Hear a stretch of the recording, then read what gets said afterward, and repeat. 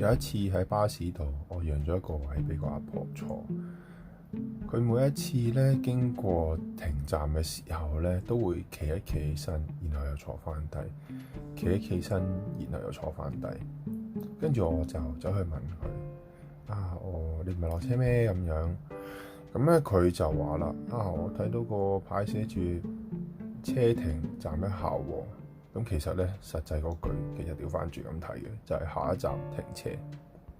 有陣時我哋會好容易用自己嘅角度去當人哋嘅角度，人咧好容易將自己嘅角度咧變成一啲叫做理所當然嘅嘢，即係假設人哋咧都係會用呢個角度去睇嘢咁樣嘅。所以如果你見到一啲人嘅行為奇怪，首先你唔好假設佢奇怪，可能佢後邊有一個原因你唔知。